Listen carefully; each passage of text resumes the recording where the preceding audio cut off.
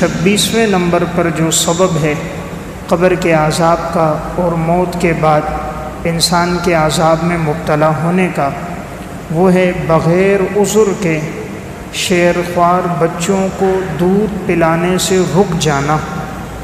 یعنی کوئی عذر نہ ہو اور بغیر عذر کے ایک ماں اپنے بچے کو دودھ نہیں پلا رہی، شرعی اعتبار سے اس کا کوئی عذر نہیں ہے، بلکہ بسا اوقات صرف اس لیے ہوتا ہے کہ میری جسامت باقی رہے، اور صرف اس لیے کہ اولاد کو اس حق سے محروم کر دیا جاتا ہے غیروں کے نقش قدم پر چلتے ہوئے، اسلام نے اس سے روکا ہے، اور ماں کو حکم یہ دیا ہے کہ وہ اپنے بچے کو 2 سال تک دودھ پلائے۔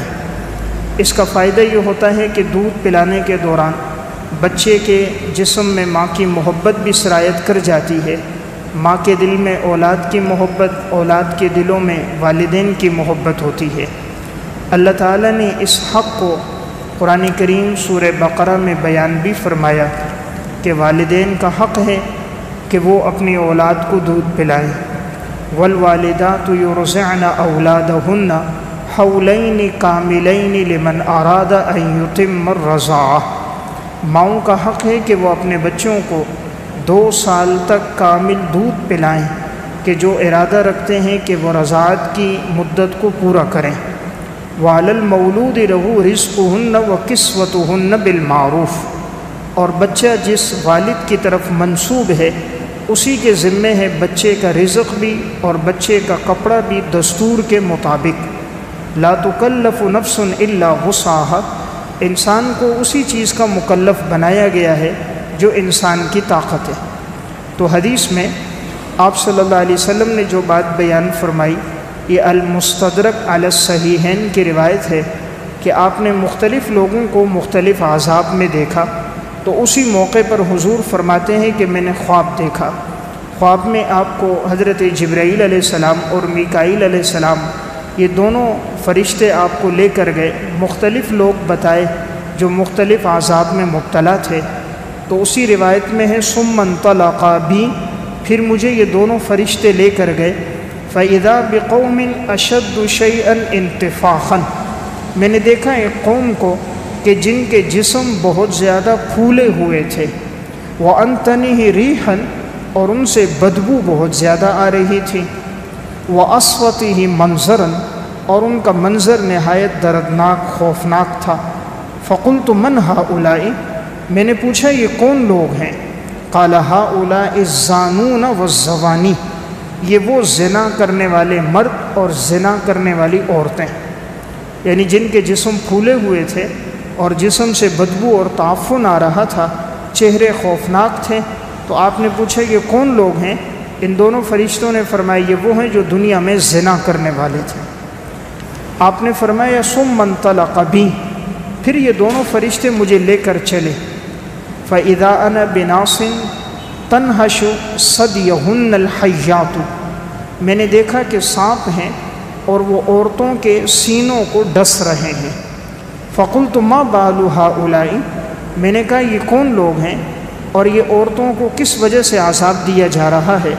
تو انہوں نے فرمایا هَؤُلَاءِ اللَّوَاتِي يَمْنَعْنَ أَوْلَادَهُنَّ أَلْبَانَهُنَّ، یہ وہ عورتیں ہیں کہ جو اپنی اولاد کو اپنے دودھ سے محروم کرتی تھی، یعنی کوئی وجہ نہیں تھی اور بلا وجہ اپنے بچوں کو دودھ نہیں پلاتی تھی، تو اس وجہ سے یہ بھی عذاب میں مبتلا ہے۔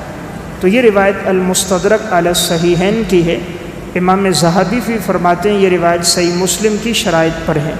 تو گویا شریعت کا حکم یہ ہے کہ ماں بچے کو دودھ پلائے، اس کا فائدہ یہ ہوتا ہے بچے کو ماں سے محبت ہوتی ہے، بچے کی اچھی نشو و نما ہوتی ہے، بچے کے دل میں والدین کی محبت سرایت کر جاتی ہے۔ آج یہ افسوسناک صورتحال ہے کہ صرف اپنی زیب و زینت، اپنی جسامت کی خاطر غیروں کے طریقے پہ چل کر انسان اپنے بچوں کو اس سے محروم رکھتا ہے۔ بعض گھروں میں دائیاں ہوتی ہیں پرورش کے لیے، ان کا کوئی خاص طور پہ مذہب بھی نہیں ہوتا اور ان کی زندگی میں عبادات اور اعمال بھی نہیں ہوتے۔ اب وہ بچے کی پرورش کرتی ہے تو بچے میں وہی صفات، وہی باتیں آنا شروع ہو جاتی ہیں جو اس دائیہ کی اپنی زندگی میں ہوتی ہیں۔ پھر وہ بچہ اس کو اپنی ماں سمجھتا ہے اور جو حقیقی ماں ہے اس سے دوری اور محرومی ہو جاتی ہے۔ جب یہی ماں بچے کو اپنے سے دور کر رہی ہے، اس کا بول و براز، پیشاب پخانہ صاف نہیں کر رہی کہ اس سے جراثیم لگتے ہیں، پھر یہی بچے جب ماں باپ بوڑھے ہو جاتے ہیں، وہ بھی ماں باپ کو اولڈ ہوم میں داخل کر دیتے ہیں کہ ان کی خدمت سے پھر ہمیں بھی جراثیم لگیں گے، تو پھر جیسا انہوں نے برتاؤ اپنی اولاد سے کیا تھا، یہی اولاد مستقبل میں پھر اپنے والدین کے ساتھ بھی وہی سلوک کرتی ہے۔ اس لیے ایک شاعر نے کیا خوب کہا، کیا خو آئے بچوں میں ماں باپ کے اطوار کی، دودھ ہے ڈبے کا، تعلیم ہے سرکار کی۔ یعنی بچوں میں ماں باپ کی عادات کیسے آئیں؟ ہم نے دودھ تو ڈبے کا پلایا، تعلیم انگریز کی دی۔ ماں باپ نے تربیت بھی نہیں کی، تعلیم بھی قرآن و سنت کی نہیں دی، تو بچوں میں وہ خصلتیں کیسے پیدا ہوں؟ تو بہرحال ایک سبب یہ ہے اولاد کو اس حق سے بلا وجہ محروم رکھنا۔ ہاں کوئی عذر ہو تو شریعت کی طرف سے گنجائش ہے۔ نمبر 27، حجاج کرام کا مال چوری کرنا۔ حجاج کرام یعنی جو حج اور عمرے کے لیے جائیں اور جو آدمی ان کا مال چوری کرے تو یہ وہ گناہ ہے کہ جس کی وجہ سے وہ عذاب میں مبتلا ہو جاتا ہے۔ صحیح مسلم کی روایت ہے، نبی اکرم صلی اللہ علیہ وسلم نے ایک شخص کا تذکرہ فرمایا کہ میں نے اس کو جہنم میں جلتے ہوئے دیکھا ہے، اور جہنم کے شعلوں کے اندر وہ تھا اور اس کا جسم جلس گیا تھا۔ آپ نے فرمایا حتی رأیت فیہا صاحب المحجن، میں نے جہنم میں دیکھا ایک اس آدمی کو جو لاٹھی والا تھا۔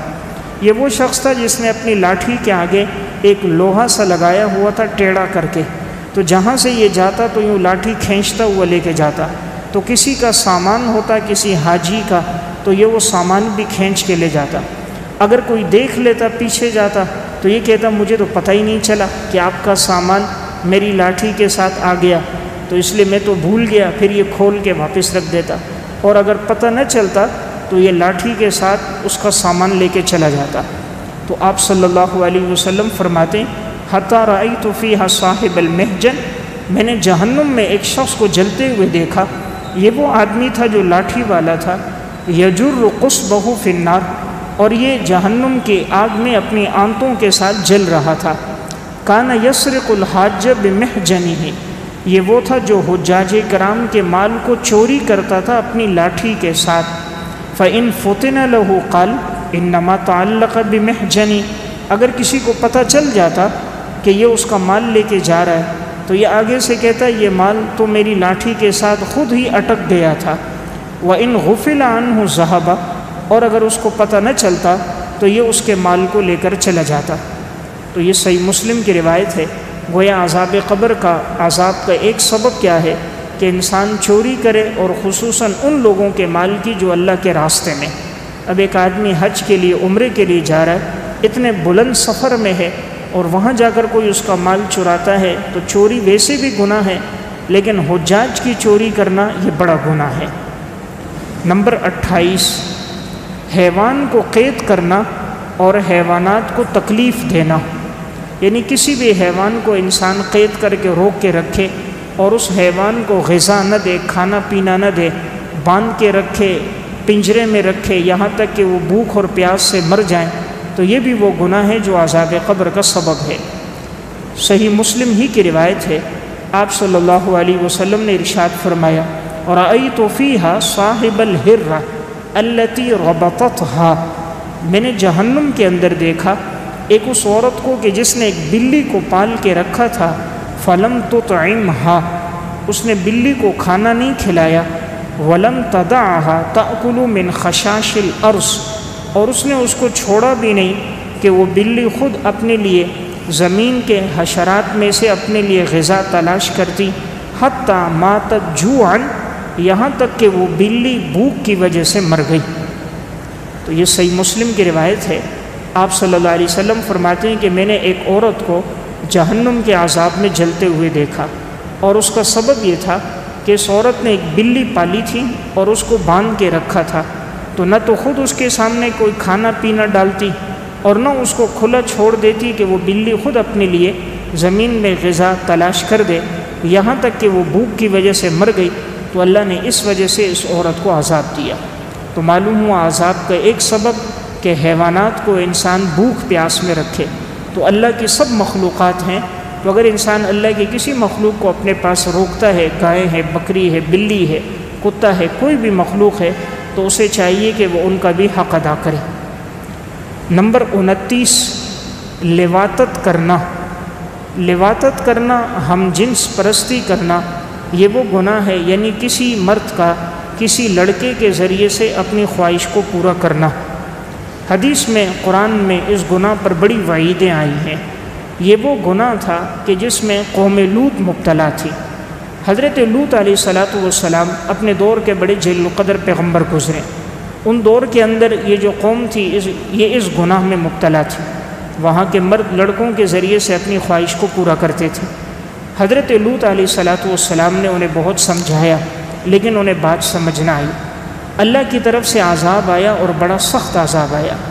اللہ نے کسی قوم کو اتنا سخت عذاب نہیں دیا جتنا اللہ نے قوم لوط کو عذاب دیا۔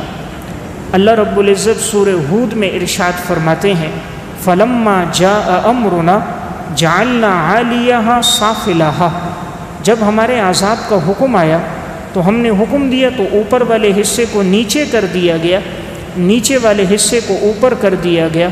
وَأَمْطَرْنَا عَلَيْهَا حِجَارَةً مِّن سِجِّيلٍ مَّنضُودٍ، ہم نے ان کے اوپر نشان زدہ پتھروں کی بارش کر دی۔ مُصَوَّمَةً عِندَ رَبِّكَ، یہ سب نشان زدہ تھے تیرے رب کی طرف سے۔ وَمَا هِيَ مِنَ الظَّالِمِينَ بِبَعِيدٍ، اور نہیں یہ بستی والے لوگ کوئی زیادہ دور۔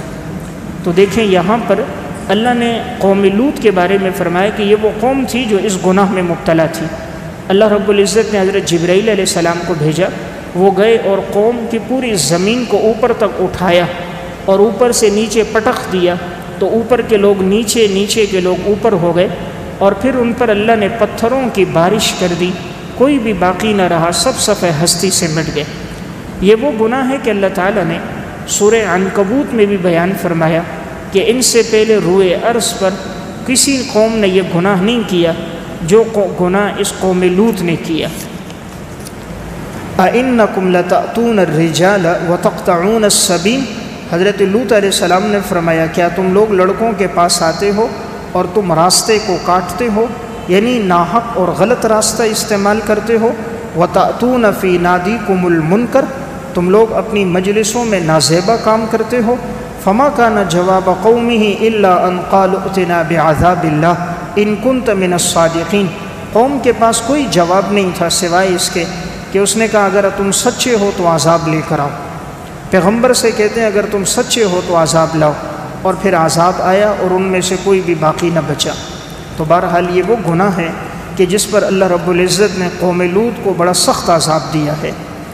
حضرت عبداللہ ابن عباس رضی اللہ تعالیٰ عنہ فرماتے ہیں، ان لوطی اذا مات من غیر توبۃ، اگر کوئی لواطت کرنے والا بغیر توبہ کے مر جائے، فإنہ یمسخ فی قبرہ خنزیرا، اللہ تعالیٰ اس کے جسم کو قبر میں خنزیر کی صورت میں مسخ کر دے گا۔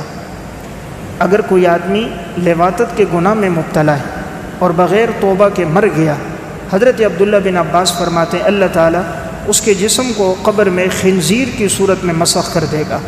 اللہ کی مخلوقات میں سب سے گویا بدترین مخلوق خنزیر ہے، اور یہ گناہوں میں سب سے بڑا گناہ ہے، سخت گناہ ہے۔ اس لیے ایسے آدمی کی شکل تبدیل ہو جاتی ہے کہ یہ خنزیروں جیسے گندے کام کرتا تھا، اس لیے اس کی شکل کو اسی میں مسخ کر دیا جائے۔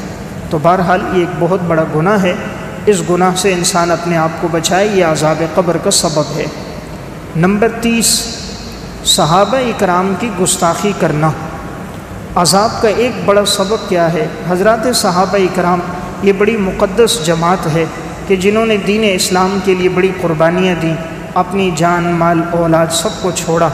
1,24,000 کم و بیش صحابہ تھے، 10,000 کی قبریں مدینہ میں ہیں، باقی سارے دین پھیلانے کے لیے نکلے ہیں تو واپس لوٹ کر ہی نہیں آئے۔ کسی کی قبر قسطنطنیہ میں بنی تو کسی کی شام میں، کسی کی قبرص میں تو کسی کی اندلس میں، کسی کی بصرہ میں تو کسی کی کوفہ میں، یہاں تک کہ پشاور تک صحابہ کرام کی قبریں موجود ہیں۔ اتنے دور تک یہ لوگ دین پھیلانے کے لیے پہنچے۔ اب ایسی مقدس جماعت کو اگر کوئی برا بھلا کہتا ہے یا ان پر تان تشنی کرتا ہے تو وہ اپنی آخرت کو برباد کرتا ہے۔ سنن ترمذی کی روایت ہے عبیداللہ بن زیاد یہ وہ ایک بدبخت تھا کہ جس نے حضرت حسین رضی اللہ تعالیٰ عنہ کے سر مبارک کو کاٹنے کا، آپ کو شہید کرنے کا اس نے حکم دیا تھا۔ اور پھر جب حضرت حسین رضی اللہ تعالیٰ عنہ کے سر مبارک کو لایا تھا تو اس نے ان کے ساتھ نازیبہ حرکت کی تھی۔ اللہ نے دنیا میں اس کو بھی یہ سزا دی کہ عبیداللہ بن زیاد کا بھی سر اسی طرح کاٹا گیا۔ جب اس کا سر کاٹ کر لایا گیا اور ایک جگہ پہ رکھا گیا تو لوگ کہتے ہیں ہم نے دیکھا اچانک ایک آواز آئی، لوگوں میں یہ شور ہوا قد جاءت کہ ایک سانپ آ گیا، سانپ آ گیا۔ فَإِذَا حَيَّةٌ قَدْ جَاءَتْ تَخَلَّلَ الرُّؤُوسُ، اچانک دیکھا ایک سانپ آیا اور آ کر حتیٰ دخل فی منخرِ عبیداللہ بن زیاد، عبیداللہ بن زیاد کے جو دونوں ناک کے نتنے تھے ان نتنوں میں داخل ہوا۔ فَمَكَثَتْ هُنَيْئَةً، تھوڑی دیر تک وہ دماغ میں ٹھہرا رہا۔ ثم خرجت، پھر نکلا۔ فذهبت، چلا گیا۔ حتیٰ تغیبت، یہاں تک کہ نظروں سے اوجھل ہو گیا۔ ثم قالوا قد جاءت، لوگوں نے پھر کہا سانپ آ گیا، سانپ آ گیا۔ ففعلت ذلك مرتين او ثلاثا، اس نے 2 یا 3 مرتبہ اسی طرح کیا کہ وہ عبیداللہ بن زیاد کے ناک کے نتنوں میں داخل ہوا اور پھر دماغ میں رہ کر نکلا۔ 3 مرتبہ ایسا ہوا۔ تو اللہ نے گویا دنیا میں لوگوں کے سامنے اس کو رسوا اور ذلیل کر دیا کہ جس نے اہل بیت کے لوگوں کو ناحق شہید کیا اور ان کا خون بہایا، ناحق قتل کیا، خصوصاً حضرت حسین رضی اللہ تعالیٰ عنہ جن کا مقام مرتبہ اتنا بلند کہ نبی اکرم صلی اللہ علیہ وسلم نے فرمایا سیدہ شباب اہل الجنہ الحسن والحسین، جنت کے نوجوانوں کے سردار حسن اور حسین ہیں۔ صحیح مسلم کی روایت میں آپ صلی اللہ علیہ وسلم نے فرمایا تھا یا اللہ میں حسن اور حسین سے محبت کرتا ہوں، تو بھی ان سے محبت فرما، اور جو ان سے محبت کریں اے اللہ تو ان سے بھی محبت فرما۔ تو بہرحال عذاب قبر کا ایک سبب حضرات صحابہ کی شان میں گستاخی کرنا۔ نمبر 31، فرض نماز کو ہلکا سمجھنا۔ فرض نماز کو ہلکا سمجھنا یعنی نماز میں تاخیر کرنا، وقت مقررہ پر نماز ادا نہ کرنا، نماز میں سستی کرنا، یہ بھی گویا عذاب قبر کا سبب ہے۔ ابھی تک جو 30 اسباب بیان ہوئے وہ احادیث مبارکہ کی روشنی میں تھے۔ آگے جو 30 اسباب کا تذکرہ ہے وہ ہیں واقعات کے تناظر میں۔ تو یہ واقعات کے تناظر میں یہ اسباب ہیں۔ یہ جو واقعہ آگے آ رہا ہے یہ امام ذہبی رحمۃ اللہ علیہ نے الکبائر میں اور ابن حجر حیتمی نے الزواجر فی اقتراف الکبائر میں یہ واقعہ لکھا۔ واقعہ یہ ہے کہ عبد الملک بن مروان ایک بادشاہ گزرا۔ ایک دفعہ اس کے پاس ایک شخص آیا روتا ہوا، آنکھوں سے آنسو بہہ رہے تھے اور کہنے لگا امیر المومنین میں نے بہت بڑا گناہ کیا ہے، کیا میرا گناہ معاف ہو جائے گا؟ انہوں نے کہا کہ ہر گناہ معاف ہو جاتا ہے، تم سچے دل سے توبہ کرو اللہ تعالیٰ گناہ معاف کر دے گا۔ اس نے کہا نہیں میرا بہت بڑا گناہ ہے۔ کہا نہیں اللہ ہر گناہ معاف کر دے گا۔ پھر اس سے پوچھا کہ آخر تو توبہ جو کر رہا ہے اس کا سبب کیا بنا؟ اس نے واقعہ سنایا۔ اس نوجوان نے کہا میں کفن چور تھا، یعنی میری زندگی اس گناہ میں گزری کہ جس مردے کی تدفین ہوتی مجھے پتہ چل جاتا تو میں اس کا کفن نکال لیتا اور کفن کو بیچتا تھا۔ اب یہ واقعہ سناتا ہے کہ ایک دفعہ اسی طرح ہوا کہ میں قبروں سے کفن نکالتا تھا تو ایک رات میں سو گیا، میں نے خواب دیکھا۔ خواب میں کیا دیکھتا ہوں؟ اب اس نے واقعہ سنایا۔ قال یا امیر المومنین کنت انبش القبور، میں نے دیکھا کہ میں قبروں کو اکھیڑ رہا ہوں۔ وکنت ارا فیہا امورا عجیبتا، اور میں نے قبروں کے اندر بڑے عجیبناک واقعات اور امور دیکھے۔ قال ما رأیت، بادشاہ نے پوچھا تو نے کیا دیکھا؟ قال یا امیر المومنین، اس نوجوان نے کہا امیر المومنین میں نے دیکھا نبشت لیلتا قبرا، میں نے ایک رات ایک قبر کو اکھیڑا۔ فرأیت صاحبہ، میں نے دیکھا قبر میں جو شخص تھا قد حول وجہہ عن القبلۃ، اس کا چہرہ قبلے سے پھر گیا تھا۔ میت کو جب قبر میں رکھا جاتا ہے اس کا چہرہ قبلے کی طرف کیا جاتا ہے۔ یہ کہتا ہے میں نے دیکھا تو اس کا چہرہ قبلے سے تبدیل ہو گیا تھا۔ فخفت منہ، میں ڈر گیا۔ وأردت الخروج، میں نے ارادہ کیا کہ میں قبر سے نکل کر بھاگوں۔ وإذا بقائل فی القبر، اچانک میں نے ایک سننے والے کی آواز، ایک غیبی آواز سنی۔ یقول، وہ کہہ رہا تھا الا تسأل عن المیت لماذا حول وجهه عن القبلہ، کیا تو نہیں پوچھتا کہ کس وجہ سے اس میت کا چہرہ قبلے سے پھیر دیا گیا؟ تو کہتا ہے میں نے پوچھا فقلت لماذا حول، کس وجہ سے اس کا چہرہ قبلے سے پھیر دیا گیا؟ تو جواب آیا لأنه كان مستخفا بالصلاة فهي جزاء مثله، یہ وہ شخص تھا جو نماز کو ہلکا سمجھتا تھا تو ہم نے اس کو اس کا یہ بدلہ دیا۔ نماز کو ہلکا سمجھتا تھا، نماز نہیں پڑھتا تھا، نماز میں سستی کرتا تھا، تو گویا اس نے زندگی بھر ہماری طرف رخ نہیں کیا اور اپنی پیشانی ہمارے سامنے نہیں جھکائی، کبھی قبلہ رخ نہیں ہوا۔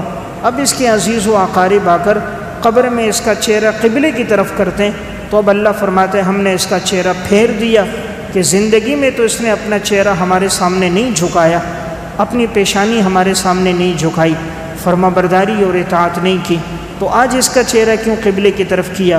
تو اس وجہ سے اس کا چہرہ قبلے سے پھیر دیا گیا۔ معلوم ہوا عذاب قبر کا ایک سبب فرض نماز کو ہلکا سمجھنا اور نماز کے اندر تاخیر کرنا۔ نمبر 32، شراب پینا۔ ایک عذاب کا سبب ہے شراب پینا۔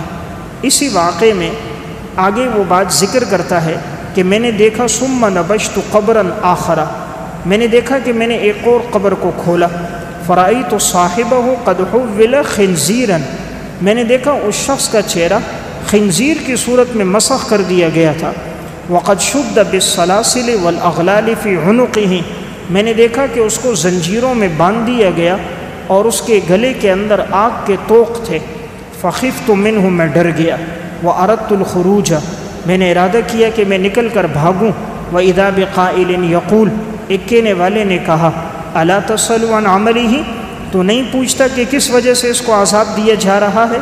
تو میں نے کہا لماذا یعذب، کیوں اس کو عذاب دیا گیا؟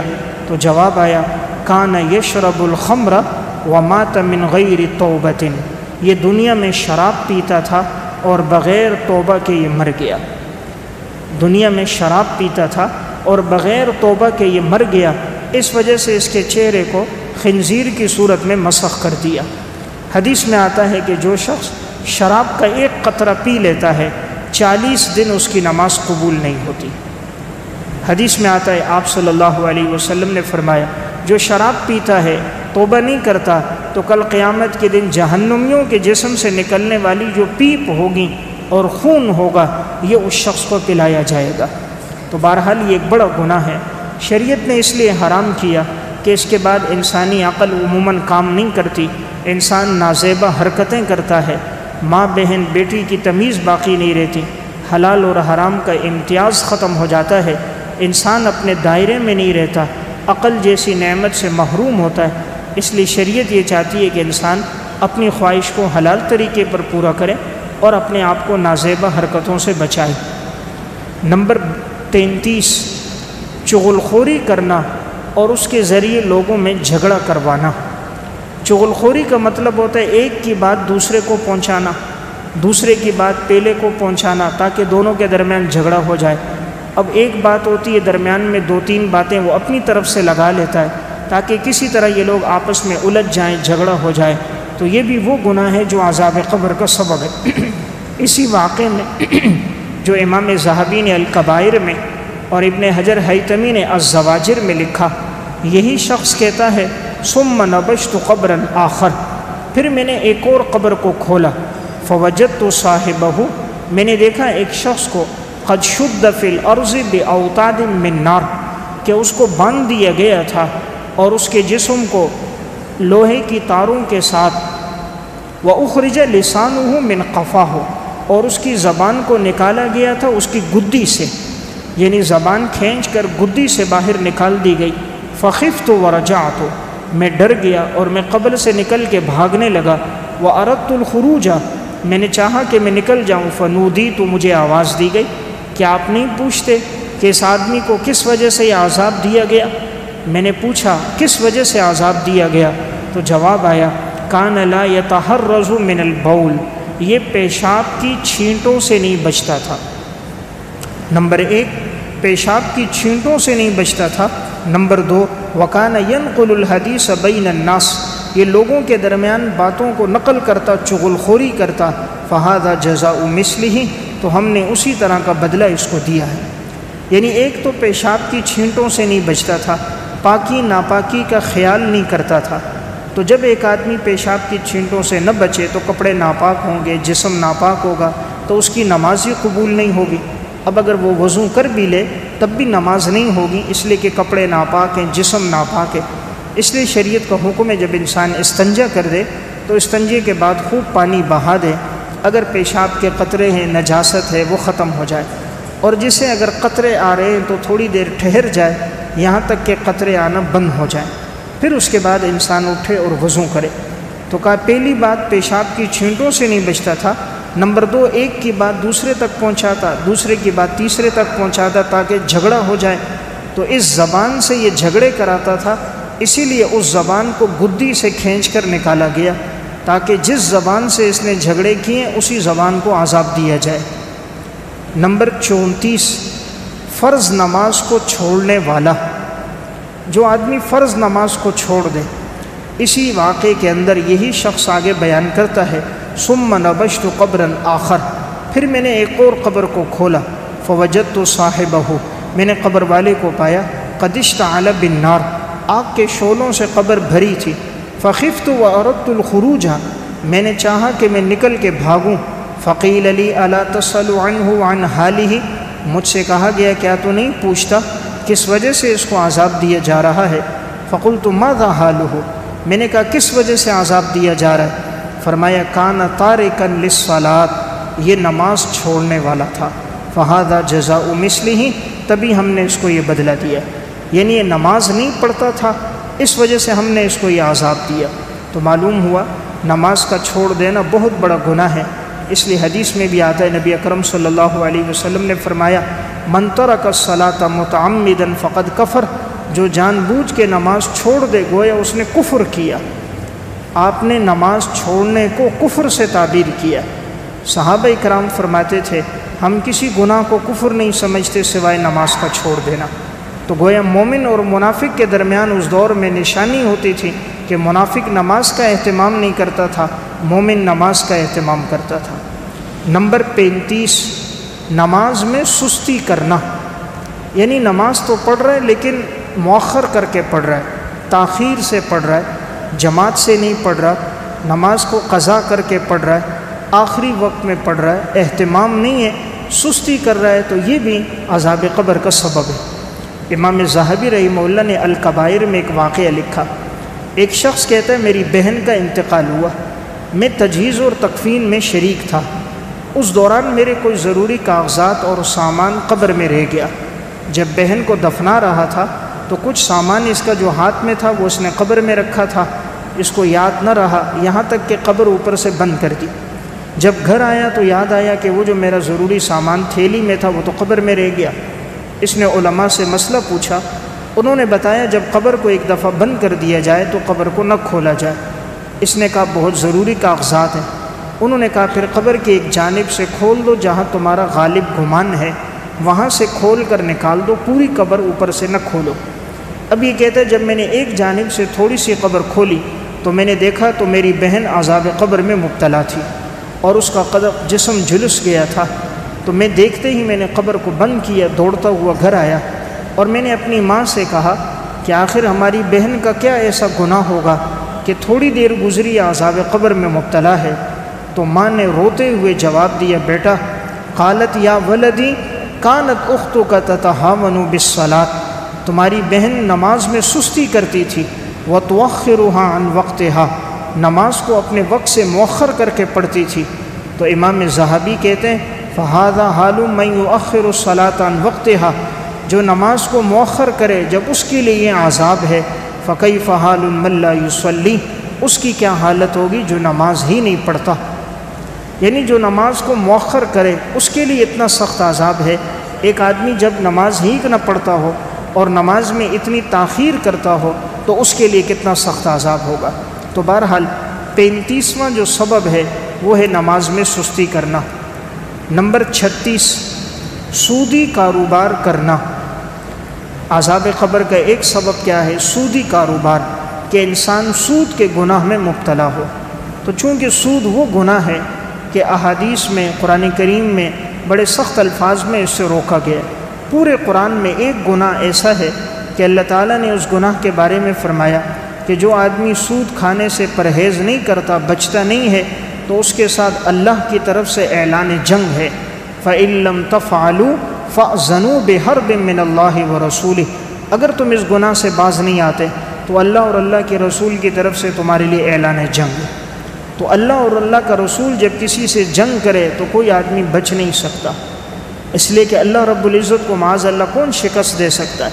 اور جب جنگ ہوتی ہے تو انسان دوسرے کی قیمتی چیز لیتا ہے، اس لیے علماء نے لکھا ہے جو آدمی سود کے گناہ میں ہو، توبہ نہ کرے اور مر جائے، دیکھنے میں آتا ہے وہ ایمان سے محروم ہو جاتا ہے، اس لیے کہ سب سے قیمتی چیز ایمان ہے۔ اور جب اللہ کسی سے جنگ کا ارادہ کرے تو اللہ اسے یہ قیمتی چیز لے لیتا ہے۔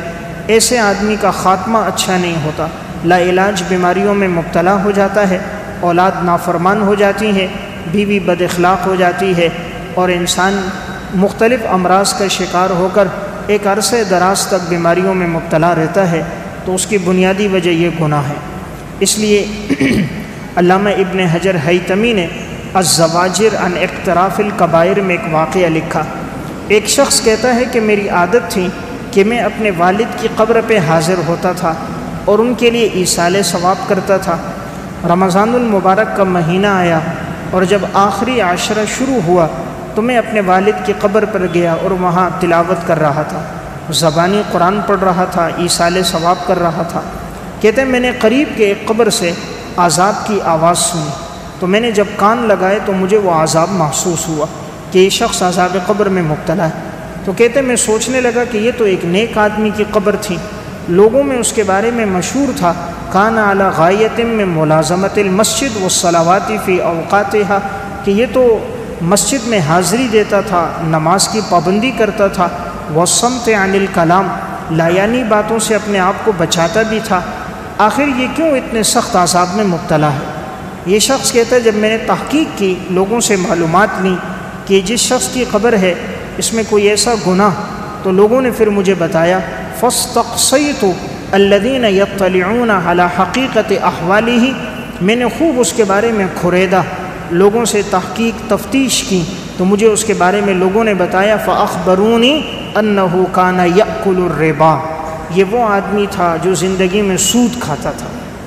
تو لوگوں نے بتایا یہ سود خور تھا، سود میں زندگی گزری، نماز تو پڑھتا تھا، مسجد میں بھی حاضری دیتا تھا، لیکن سود کے گناہ سے نہیں بچتا تھا، تو شاید اسی وجہ سے عذاب قبر میں مبتلا ہے۔ تو بہرحال عذاب کا ایک سبب ہے سودی کاروبار میں زندگی گزارنا۔ نمبر 37، اللہ تعالیٰ کی نافرمانی کرنا۔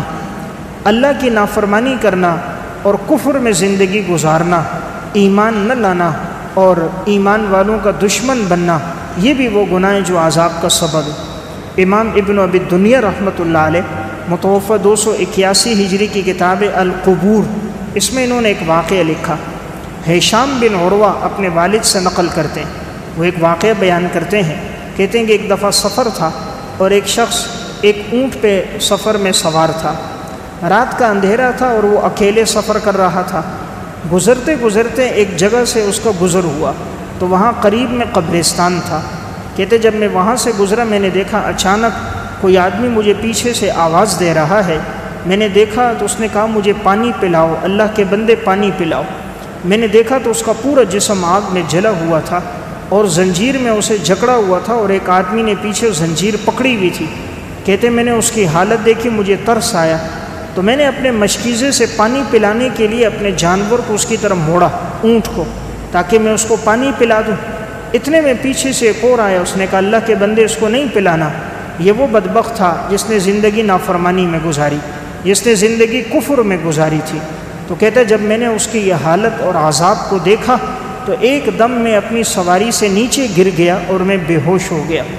اب کہتے مجھے کچھ پتہ نہ چلا، صبح کے ٹائم وہاں سے قافلہ گزرا، وہ لوگ لے کر گئے، پانی ڈالا، اس کو ہوش آیا تو اس کے سر کے بال سفید ہو گئے تھے۔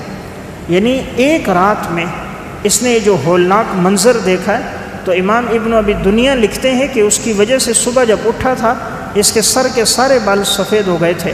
جا کر حضرت عثمان رضی اللہ تعالیٰ عنہ کو واقعہ سنایا۔ حضرت عثمان نے اس دن کے بعد لوگوں کو منع کیا کہ کوئی آدمی اکیلے سفر نہ کرے۔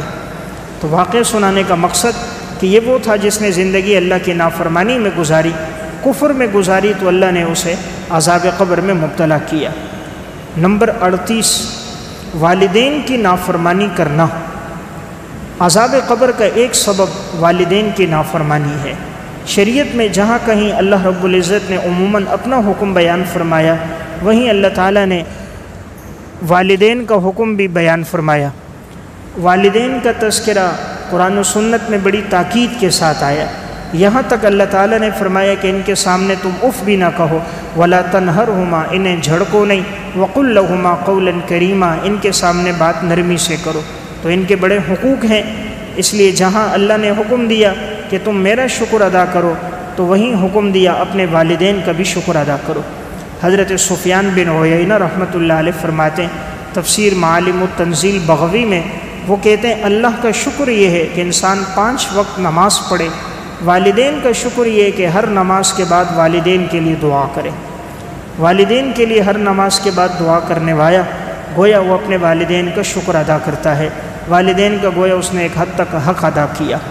اب یہ جو واقعہ کہ جو عذاب قبر میں مبتلا ہے، تو امام ابن ابی الدنیا رحمۃ اللہ علیہ کی کتاب ہے من عاش بعد الموت، موت کے بعد کون لوگ زندہ ہوئے، اس میں انہوں نے ایک واقعہ لکھا۔ حضرت ابو قزاع رحمۃ اللہ علیہ فرماتے ہیں ایک شخص کہتا ہے کہ میرا سفر ہوا اور میں چلتے چلتے بصرہ میں پہنچا، وہاں کے میں قبرستان سے جیسے گزرا تو میں نے دیکھا مجھے ایک گدھے کی آواز آئی، جس طرح گدھا آواز نکالتا ہے، تو میں نے دیکھا ایک آدمی قبر سے نکلا اور اس کا جسم چہرہ گدھے کی طرح تھا، اور اس نے گدھے کی طرح آواز نکالی 3 مرتبہ۔ کہتے جب میں نے پیچھے مڑ کے دیکھا تو وہ قبر سے نکلا تھا، آواز نکال کر دوبارہ قبر میں چلا گیا۔ تو میں حیرت میں پڑ گیا کہ یہ تو قبرستان مسلمانوں کا ہے، اور یہ شخص یہ عذاب میں کس وجہ سے مبتلا ہے کہ اس کا جسم مسخ ہو گیا۔ تو میں نے جا کر لوگوں سے معلومات لی، لوگوں نے بتایا کہ یہاں یہ وہ شخص تھا کہ اس کی والدہ اس سے کہتی تھی بیٹا نماز کا ٹائم ہے، نماز پڑھ، اس کو نماز کا کہتی، نیک کام کا کہتی، تو یہ ماں کے سامنے جاتا تو گدھے کی طرح آواز نکالتا، اپنی ماں کے سامنے گدھے کی طرح آواز نکال کر ماں سے کہتا تھا کہ تو بھی گدھی ہے اور تو گدھی کی طرح معاذ اللہ آوازیں دیتی ہے، تو مجھے تنگ نہیں کیا کر، مجھے دوبارہ مت کہا کر اس کا۔ تو جب اس نے ماں کو ایسے سخت الفاظ استعمال کیے تو ماں نے آگے سے بد دعا دے دی، وَكَانَتْ أُمُّهُ تَقُولُ جَعَلَكَ اللَّهُ حِمَارًا، ماں نے کہا اے اللہ تو اس کو گدھا بنا دے۔ فَلَمَّا مَاتَ سُمِعَ هَذَا النَّهِيقُ عِنْدَ قَبْرِهِ كُلَّ لَيْلَةٍ۔ امام ابن ابی الدنیا لکھتے ہیں جس دن سے اس کو دفنایا گیا اس دن کے بعد سے ہر رات قبر سے گدھے کی آواز اسی طرح سنائی دیتی تھی۔ تو گویا ماں کا نافرمان تھا، تو اللہ رب العزت نے ماں نے جو بد دعا کی وہ تیر بہدف تھی، اس نے کہا یا اللہ اس کو گدھا بنا دے، تو اللہ نے گویا اس کو گدھے کی صورت میں مسخ کر دیا۔ نمبر 39، غسل جنابت نہ کرنا۔ غسل جنابت نہ کرنا یہ بھی گویا گناہوں میں ایک بڑا گناہ ہے کہ جس کی وجہ سے انسان عذاب قبر میں مبتلا ہو جاتا ہے۔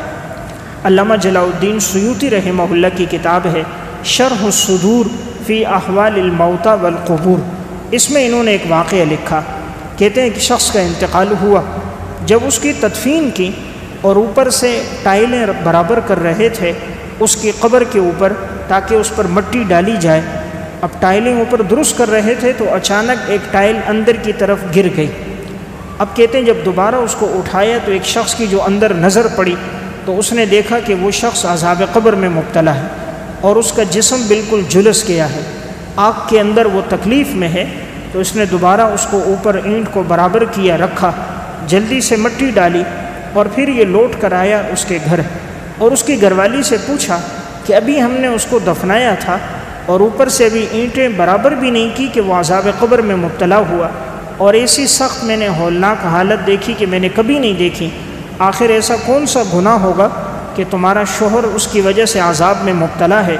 تو بیوی نے آگے سے کہا کہ میرے شوہر کی زندگی میں ایک گناہ تھا، وہ یہ تھا کہ کان لا یغتسل من الجنابتی، وہ جنابت کا غسل نہیں کرتا تھا۔ یعنی جب اس پہ غسل فرض ہو جاتا تھا تو وہ اس کے بعد غسل نہیں کرتا تھا، تو شاید اسی وجہ سے وہ عذاب میں مبتلا۔ تو جب ایک آدمی فرض غسل نہیں کرے گا تو اس کی نماز نہیں ہوگی، عبادات نہیں ہوگی، وہ تو ناپاک ہی رہے گا۔ تو جب ناپاک ہوگا تو کوئی عبادت ہی قبول نہیں، تو گویا وہ شریعت کے اس حکم کا مذاق کرتا اور استہزاء کرتا، اس کا اہتمام نہیں کرتا تھا، اس وجہ سے اللہ نے عذاب قبر میں مبتلا کر دیا۔ تو بہرحال ایک سبب ہمارے سامنے یہ آیا عذاب قبر کا کہ جو آدمی غسل جنابت نہ کرے،